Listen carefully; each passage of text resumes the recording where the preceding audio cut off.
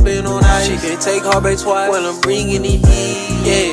I wear my heart on my sleeve, yeah. Hoping you listen to me, yeah. She say her heart been on ice. She can't take heartbreak twice when I'm bringing the heat, yeah.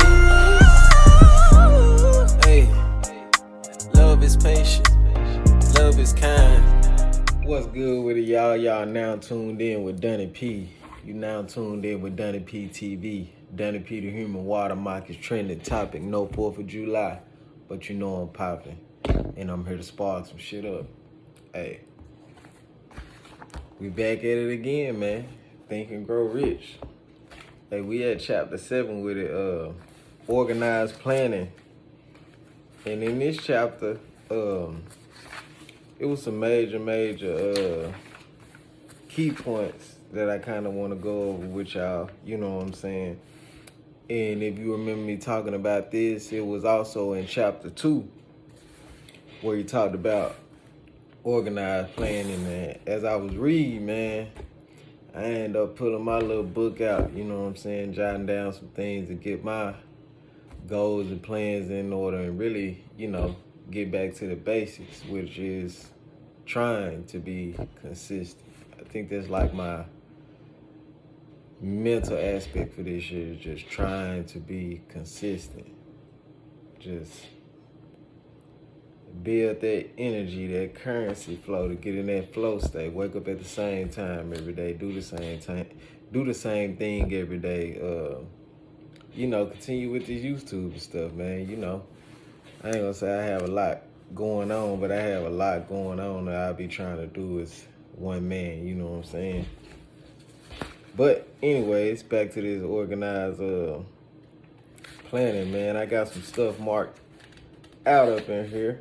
And what it's really talking about is like, you know, organizing your plan. Like not trying to go off what other people think or what you think they should do, but just organizing your plan to build your millionaire status, or either your thousandaire status, or even just building a plan for a goal in your life, you know. It's a major attributes of leadership: unwavering courage, self-control, a keen sense of justice, definite decisions, definite plans, the habit of doing more than you pay for, like going that extra step, a pleasing personality, sympathy and understanding, master of detail, willingness to assume full responsibility, and cooperation. And it was talking about that two forms of leadership. The first, and by far the most efficient, is the leadership consists of sympathy of the followers. The second leader by force, without consent, the consistency and sympathy of the followers have to be consisted by the leader. And it gets to talking about Napoleon Hill and the consent that he had and sympathy of followers, and you know what I'm saying, the leader having consent for the followers, and you know the follower having consent for the leader. I guess it's 2 and 2 streak if I said that right.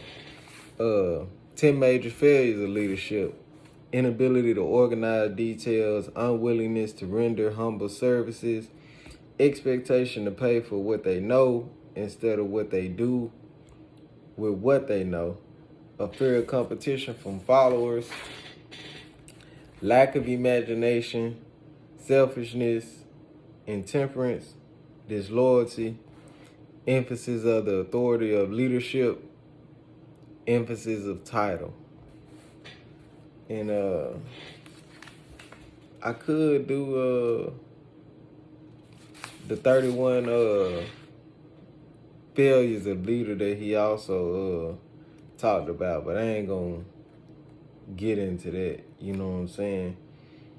But these are some personal services for people: is to be educated, experienced, references, have a photograph of yourself,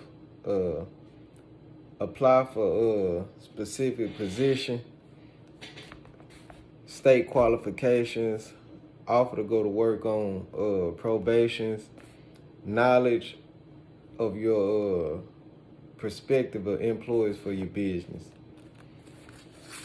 And I read, instead of summarizing, I try to give y'all stuff, from the book, because, it's just stuff that I can just, throw out there, you know what I mean? And you can take them for what it's worth on your terms, you know what I mean? And I want to talk about